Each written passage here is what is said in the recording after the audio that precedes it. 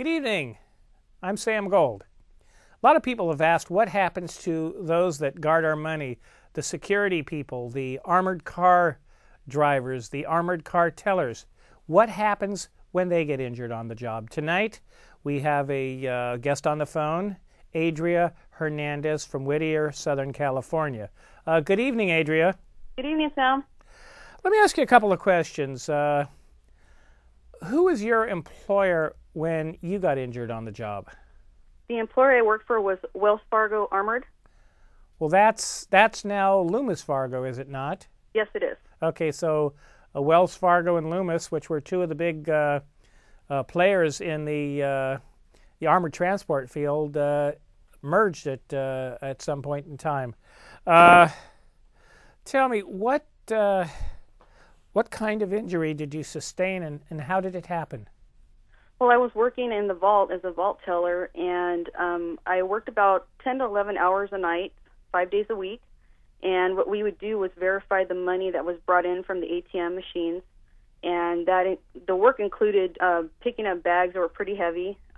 These bags had 20s in them, and each bag would have probably about $20,000 to $30,000 in each bag. So we had to count about 8 different bags of $20,000 to $30,000 each. Along with that, we had to verify the money, count it. We had to bundle the money, stamp the bundles to verify that we did count the money, do paperwork.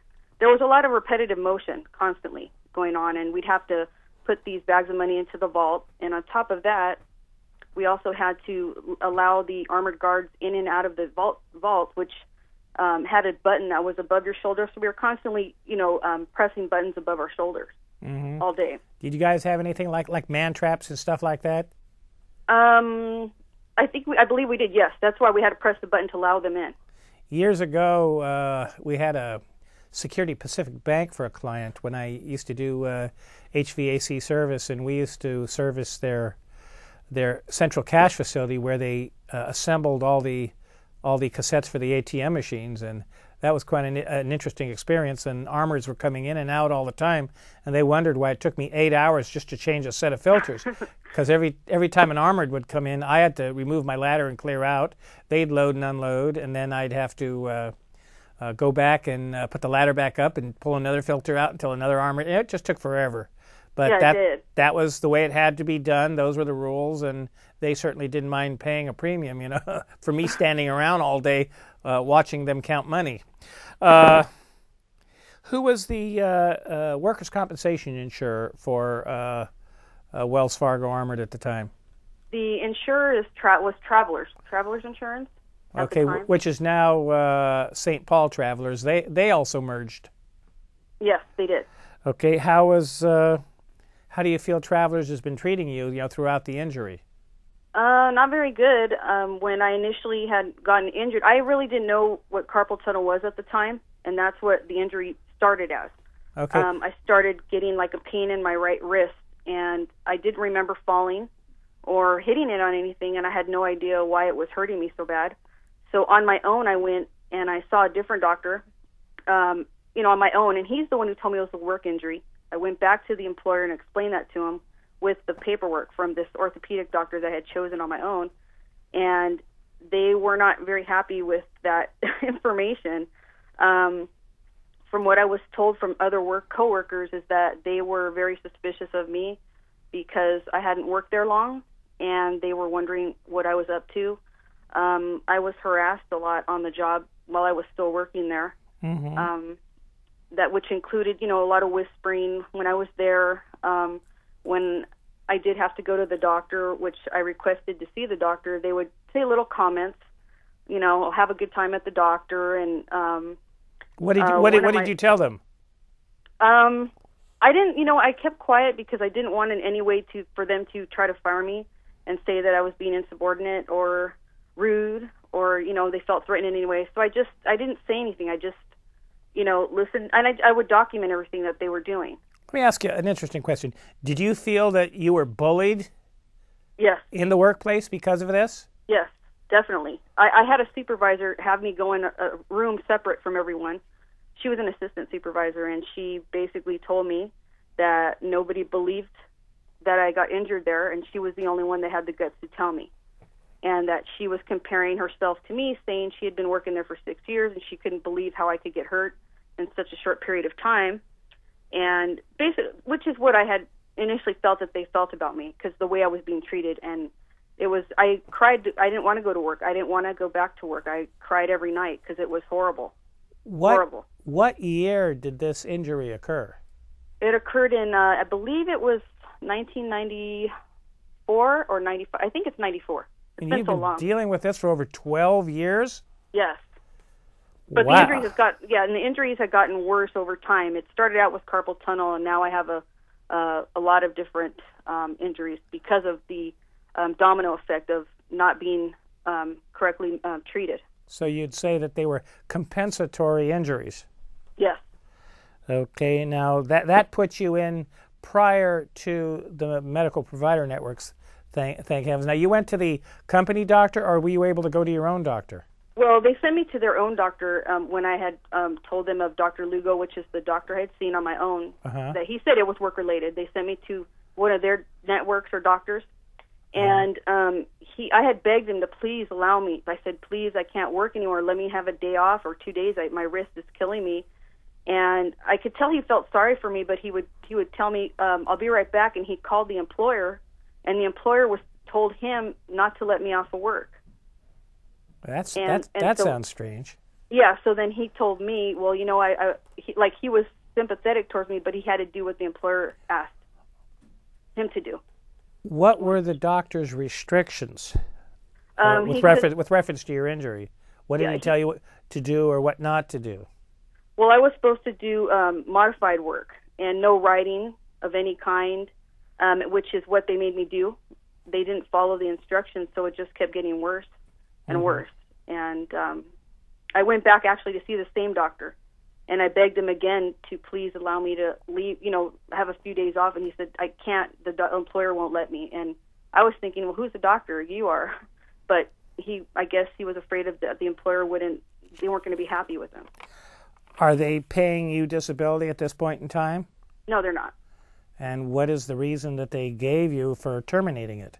Well, the reason initially they after I had seen a doctor that they had sent me to, and he had I don't know what it's called, the name of the doctor that they send you to, but I guess he was the decider on whether they were going to accept the case or not.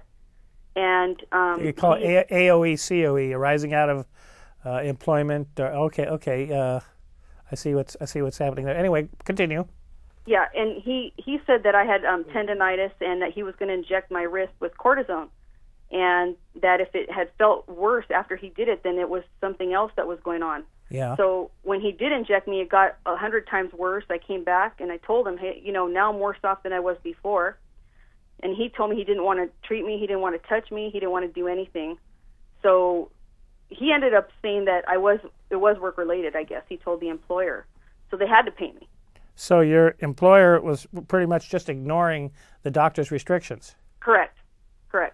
And so they paid me for about 1.5 to 2 years, and then only until I saw a doctor that they had sent me to that said that I didn't have a problem. So then they stopped paying me. How have you managed to get by all these years while this thing just drags on and drags on? Oh, it's been real hard, but luckily I've been able to use my, other insurance for any type of medical treatment that I've needed. And I've had like 4 or 5 surgeries already, and I'm going to go on my next one actually is coming up next week.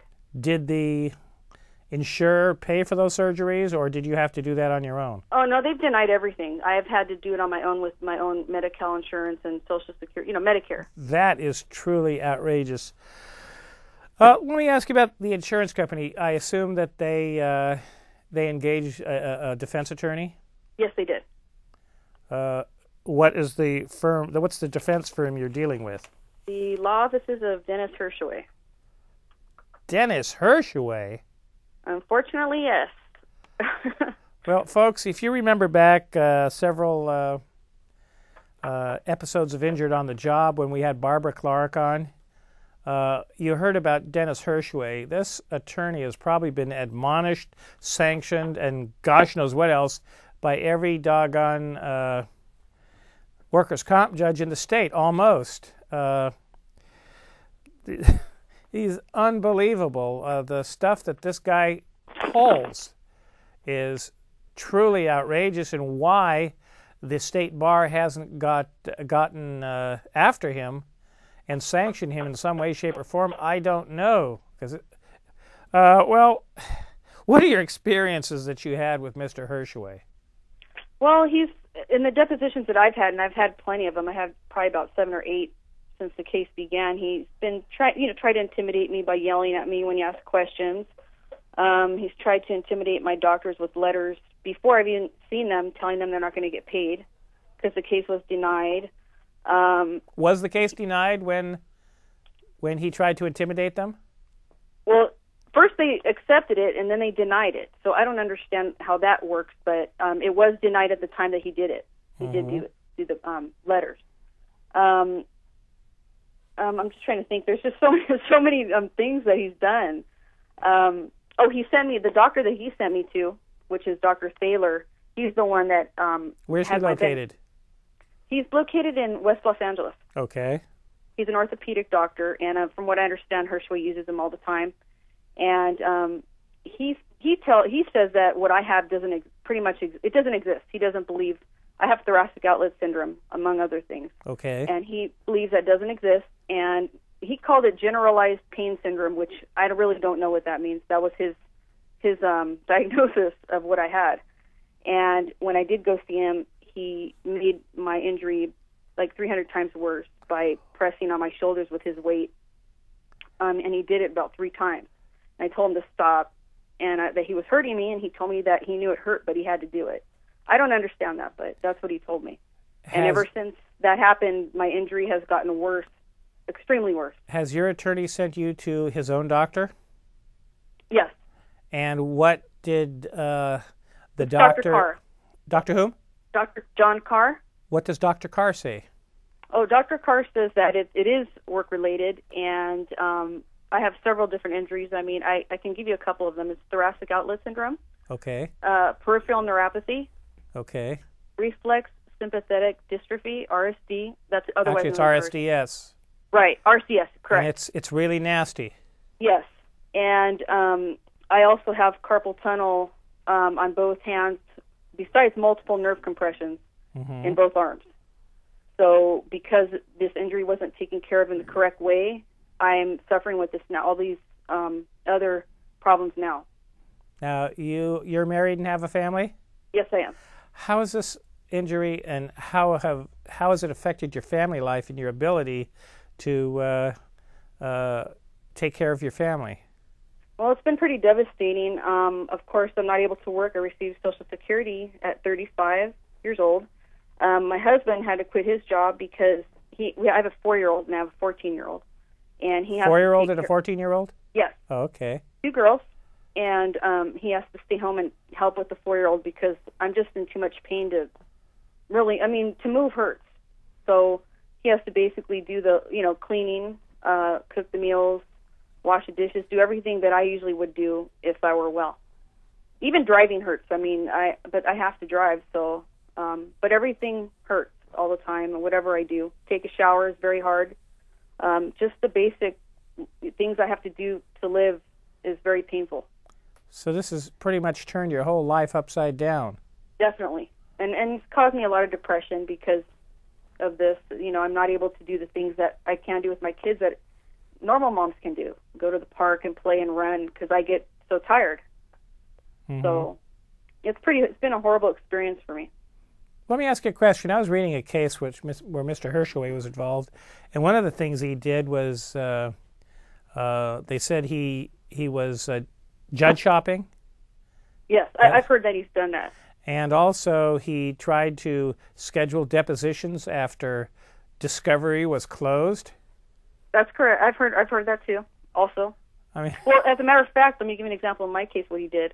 I'm having a surgery done in Denver, Colorado, and this surgery is supposed to make some dramatic changes. I'm hoping it does. But he tried to get the trial set before, so I couldn't have this evidence allowed into the case.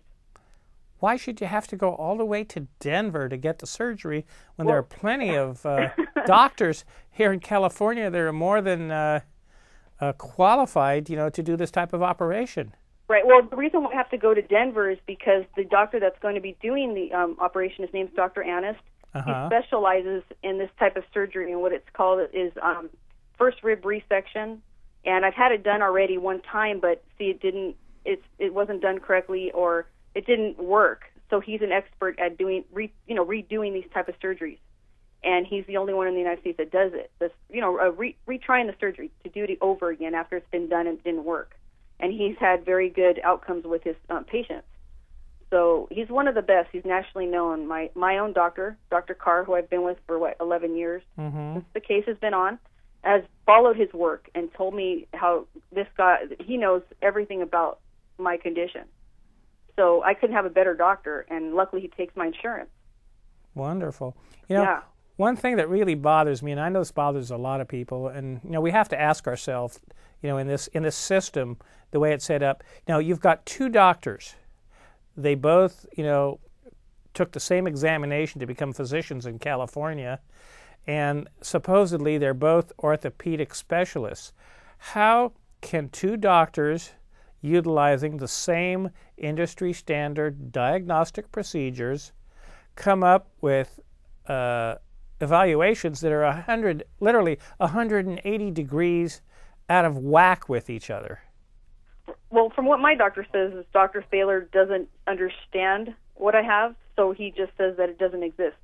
He doesn't know how to diagnose it, and he's working for the insurance company, so I'm sure that's motivation for him. Now, there are doctors in what we refer to as medical legal mills. These are doctors that do nothing but insurance industry evaluations because they get so much a unit. I think it's down to about $15 a unit now, and some of these complete technical examinations can be up to 100 units. And how do you manage to find that these people have these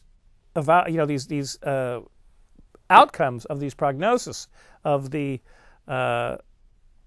evaluation where they're just so radically different? Obviously, one person is telling the truth there, and one person is obviously lying through his teeth. Would you tend to agree? Yes, I very much. I've learned a lot over with this case, and it's not about helping people. It's not about the patients and helping them recover. It's just about getting paid, and they don't care about the workers. I mean, for a 100-unit exam, you're looking at $1,500 for what? A 30-minute examination of you? I mean, normally a 1-hour consult with a doctor would be what? $75, $80, $90, $100, and here he's getting $1,500 for less than a 1-hour consult. And he's making a lot of money. I mean, I think they should seriously do something about this system, to stop these issues, because telling something that isn't true, especially in a report, that's insurance fraud too, is it not? Yes, it is. It is. And I just want to mention too that I did see Dr. Thaler again, and I was afraid to see him because of what he did to me the first time. And I made this known to him in his office before he examined me, but he did not want to allow my mom inside the exam room. For what reason, I don't know, and they said it was company, policy. My mom couldn't be in there, so I called my attorney, and my attorney said that my mom has every right to be in the exam room with me while he's in there with me. And within maybe a couple minutes, they said that they changed their policy and allowed my mother in.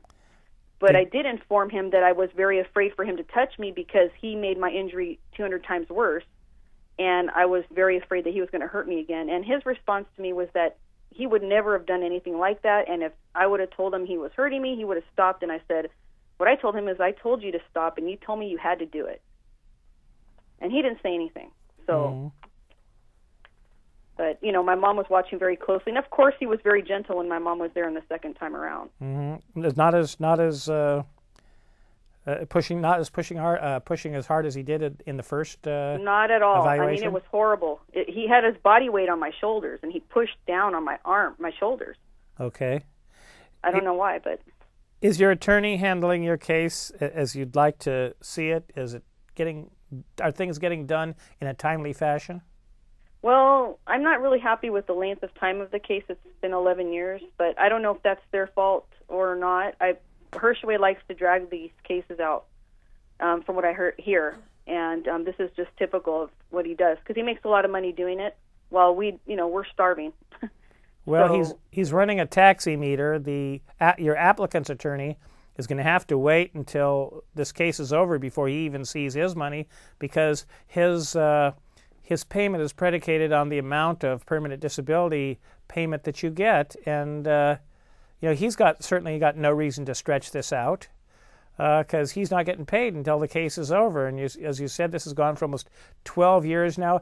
I think that is just totally outrageous. So where does the case stand now at this point in time? well, I'm supposed to go to trial in May. On May 5th. I think it's May 5th. Okay, for the on the injury itself?